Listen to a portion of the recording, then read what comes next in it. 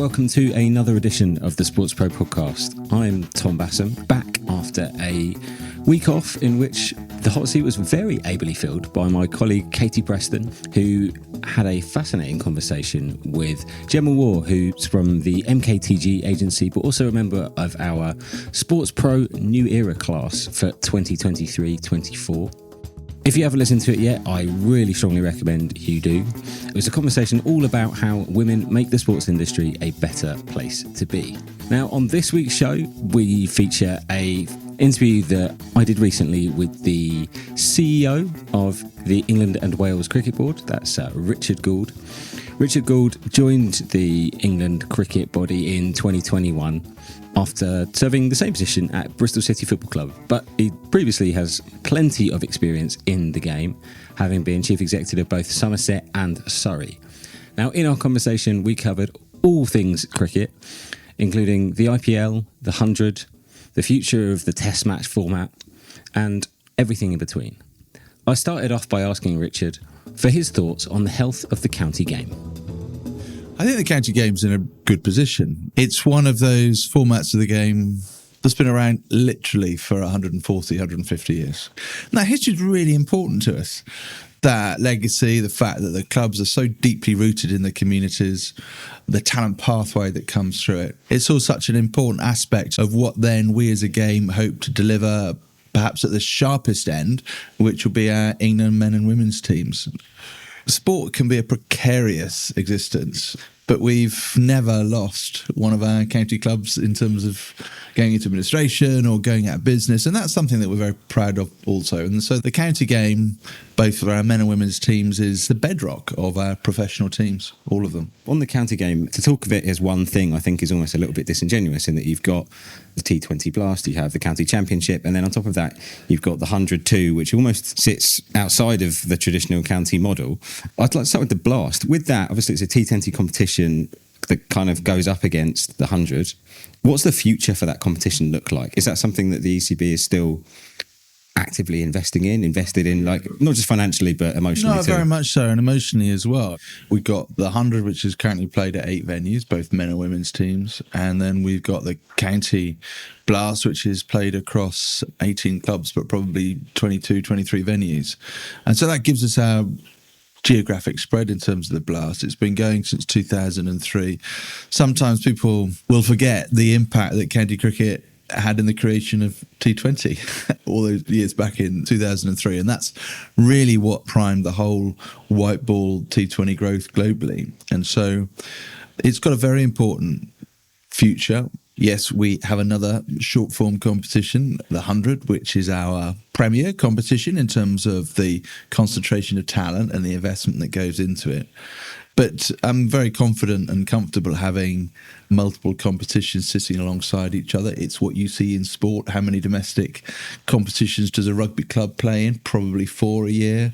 Ditto for a football club, whether it's the FA Cup, the League Cup, the LDV Vans Trophy, all those sorts of things.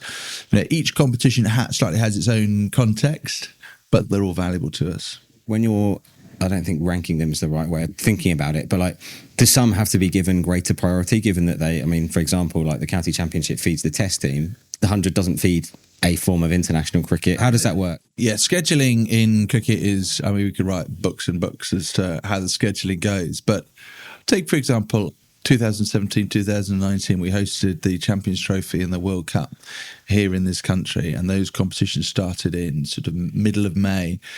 We then adjusted the domestic schedule, so we were playing 50 over white ball cricket domestically just in the lead up to that. And I think that's where the county game and the domestic game really does provide a baseline and support for what happens internationally. And if I look at the amount of talent that we're creating as a country, it far exceeds any other country around the world. The proof point of that, if I look at the men's talent pool and all of the men that are playing in global T20 tournaments around the world, there are 75 English qualified players that played in the last 12 months around the world.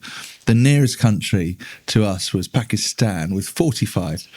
So you can see that when you look at the number of clubs and counties and teams that we've got, it's generating a very large talent pool. And in these uncertain times, you never quite know who's going to pop up with a franchise tournament next.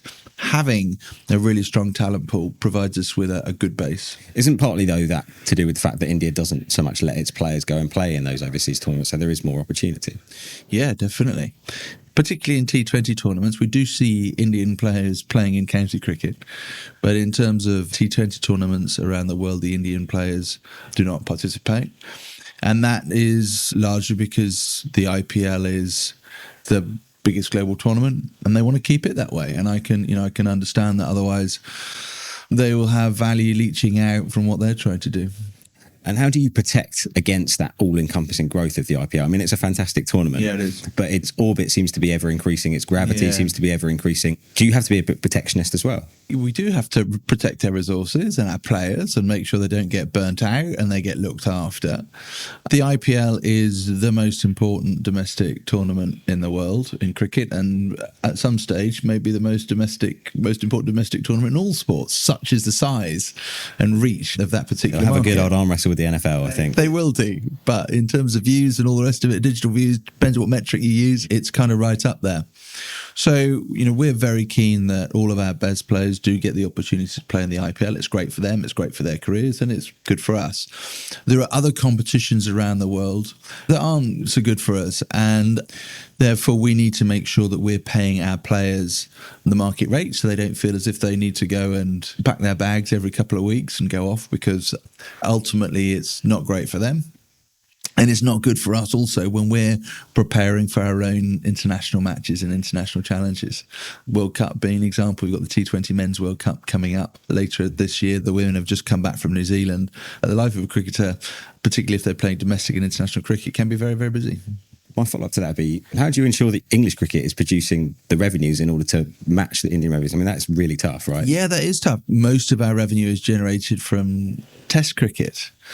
We get amazing support from Sky, who have been long-term partners. Test cricket provides them with great content during the summer. On top of that, we've got the 100, which is generating new revenues, bringing new people into the game. All countries have a slightly different business model. And I think we're fortunate that we can have a very strong test offering and we can have a very strong white ball short format offering as well. And not all countries have got that.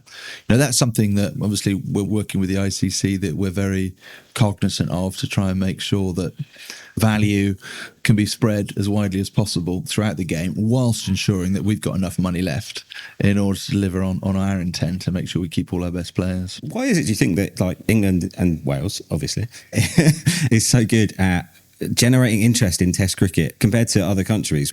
Even formerly really big Test playing nations like the West Indies, for example, you go to even some home tests in India, they don't get the same crowds and the same engagement that we get with Test cricket in this country. Are there lessons that the ECB can help with those other nations? Yeah, I wouldn't want to try and preach to others because they find their own way through. I think if you look at the West Indies Test team, they're touring here later on in the summer. They're bringing a very, very strong test team, strongest possible test team. They have historically lost some players to the short form competitions around the world, and that's because they have not been able to keep up with the market on that, and they haven't been able to necessarily afford to keep hold of their players, and therefore a lot of them have gone off. Kieran Pollard is a good example. That's where one of their struggles. In terms of what we do particularly well in this country, I think the customer experience in our venues is exceptional. It's a great day out. It is. Whether that's 100 or a test. Each venue has its slightly different feel to it. So if you go to Trent Bridge versus Lords, very different feel. And I think it's a very sociable occasion going to cricket in England. And sometimes, for example, in India or Pakistan or Bangladesh, the facilities are probably developing still, but also they have very hot weather at times, which makes it not that comfortable to sit outside. So I think the customer experience is really important and really key. I definitely think that's the case. When you go to test matches here, people will queue outside forever, sit through rain delays, etc. Is there a case for a bit of a rising tides thing here? If you were to go and assist and say, look, we want to help with the kind of endurance of Test cricket, that isn't going to happen if you guys aren't getting the people through the door and there isn't the interest in that game. And this is where, if you look at what happened post-COVID or even during COVID, the England cricket team and indeed the Indian cricket team were the ones that were touring the most. And by touring, because the way the business model works is that the broadcaster revenue is retained by the hosting club. So the more we tour, the more we help in terms of broadcast revenue and also activities. And I think both the Indian teams and the England men's teams did an amazing job during COVID in coming out of it, in going out and playing. There were some countries that their players didn't leave their shores at all during that period. I think by getting out there and playing those games all around the world, and we will continue to do it, it's done through the Future Tours plot, which is bound together with the World Test Championship. That gives us the best opportunity. But then, countries have got to find their own way as well and find their own commercial model. On the sort of the generating revenue side, obviously we talked about Test cricket there being a big one. We've mentioned the 100 in passing. Investment in the 100 is something that has been discussed. What does that look like ideally? Like, is that individual teams being acquired by franchise owners? How does that work? Yeah, it's something that we've been looking at for some time. We are an outlier when it comes to the way the 100 is currently run. It's run centrally at the moment, which was a really good strategy because it allowed the competition to get up to speed really, really quickly. But having everything run centrally, including budgets for players, etc., means that you do miss out on the energy, enthusiasm and money that private investment can bring in. And so we think that the next best way to further accelerate development of the game is to bring in private investment. And we've looked at options in terms of central investment into the competition. It's not something that we as a game want to look at further. We've been out on consultation since probably about June of last year, and that message has come through clear. And I think that message has come through because if we sell the competition, it feels like we're selling the summer, and we lose control of our own summer at that point. So that's not something that the game wants to do. So we're now looking at options to bring investment into teams. Those conversations are live at the moment, working out where the revenue streams would sit, where the risk sits. And the way that we're looking at the moment, there's probably two phases. The first one is that the teams have a closer involvement with the host counties and the non-host counties. We work out all those revenue shares. And then from there, there's the opportunity for investment into specific teams from third parties. So it'll take a bit of time to work through. Just to clarify slightly, so the base teams where they are in those grounds right now, those counties will get a bigger share of the revenue. There'll be a split with the team investor, and then a slightly smaller share for the counties that don't host 100 teams. Those are the sorts of things that we are looking at, but we know the responsibility that the game has in order to fund the whole game, not just the top of the game. You see these arguments go on in all sports. Football at the moment is having discussions with regards to the share across its pyramid. Exactly those discussions are happening now. And we have a huge variety in terms of the clubs that we've got, in terms of size and different elements that they each bring to the game. And we just need to make sure that we harvest the revenue that we think can be generated, and then that money is spent in the game on behalf of the game to develop cricket. And I guess you're always going to have those counties that aren't hosting those teams. There's going to be that push and pull relationship, right? They're going to want to make sure they get their cut too. Yeah, absolutely. But what I see is a game that wants to stay together. The fact that so many of our clubs are member-owned means that I think the culture within the game is let's look after each other in that regard. Notwithstanding the fact that we need to make sure that those clubs, venues that are hosting, whether it's Test match cricket or the 100, have the financial firepower and the muscle to do the job that we want them to do. This is always that argument. We always need to make sure that we've got enough money to compete in the global market, to retain and attract the best players in the world. Otherwise, we're just arguing about the size of share of a smaller pie. To that end, then, I know before you joined the ECB, you were a bit of a 100 skeptic. Do you believe that the 100 can go and become, I think trying to overtake the IPL is a big ask, but certainly become a tier below that in terms of its appeal globally as a short-form cricket competition? I think the IPL is not something that can be reeled in. Look at the size of the market, 1.4 billion people. Nobody wants to say they want to be second best. So I think the way that we term it is that we want to be the number one challenger to the IPL, and that's not a bad place to be. But I think when you look at the history of sport in this country and the focus on clubs, the way that we do things, whether it's promotion or relegation, or the way that we develop our talent, both men and women, whilst economically the IPL is unassailable, it's Mount Everest, there are other things that we think that we can do better and compete in other areas. So we're going to give it a best shot. What are some of those things? Look, talent development, men and women playing at the same time on the same pitch, accessibility. We're doing a lot to raise our game to ensure that we are accessible to all people within the country. And, we've had some difficult times over the last 3 or 4 years, but those difficult times have helped to sharpen our focus as to what we need to be and what we want to be, which is the most inclusive sport. So there's some strengths for us to play on.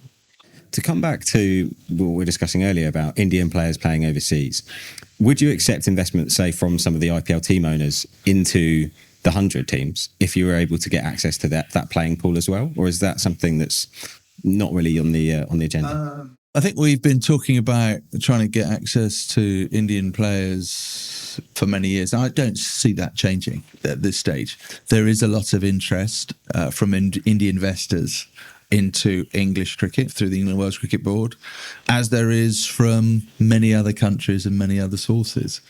I don't see it necessarily as being a quid pro quo that Indian players are then made available.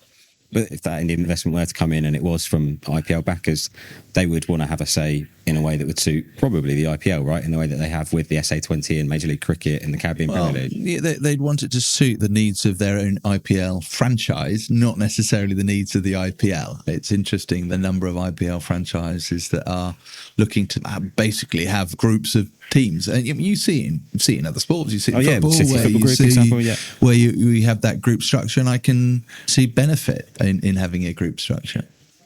With the broadcast side, the rights for the 100 are locked up until, is that 2027? Yeah, at the end of 2028. So we've got a good run into that. We're just about to enter the new broadcast cycle, the new broadcast deal in 2025.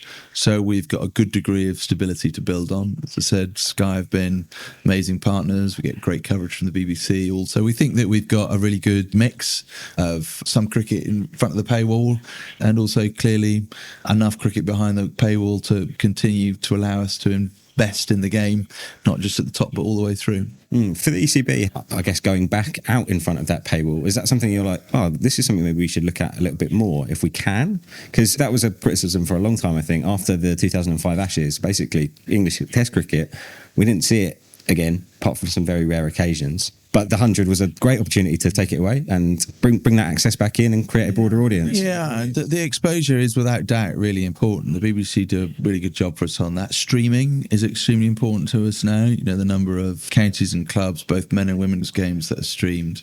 Free to view. It's interesting if you look at the difference between our broadcast market and the Indian broadcast market. Most of UK sport is behind the paywall, and it is paid for by subscribers that want to be able to sit and watch from home. In India, it's largely free to view, but it's paid for by the advertisers. Yeah. And you've got this 1.4 billion size market that advertisers want to get in front of, and therefore the economics work through an advertising model, whereas ours is a subscription model. It'll be interesting to see how that moves and develops, but I suspect the subscription model is a very strong model, and it provides us with a great deal of certainty that allows us to build on the game, create more value for our partners, and also grow the game. With the 100 being a new game, though, do you see it staying in front of that paywall probably for the next cycle too? We'll see what happens on the next cycle. Yeah, I wouldn't want to prejudge that. Okay, fair enough.